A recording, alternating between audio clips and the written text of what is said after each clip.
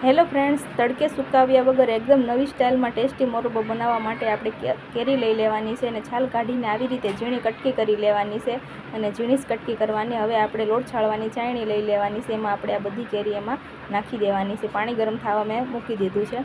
હવે પાણી ગરમ થઈ ગયું છે અને એમાં આપણે આ ઢાંકીને 5 મિનિટ જેવું બફાવા દઈશું. હવે આપણે ચેક કરી લઈએ આપણી કેરી બફાઈ ગઈ છે અને પાણી ઠંડુ નાખવાનું ઉપરથી, એટલે વધારે ના બફાઈ જાય. હવે આપણે ખાંડ લઈ લેવાની છે. 1 વાટકી અડધી વાટકી પાણી લેવાનું છે.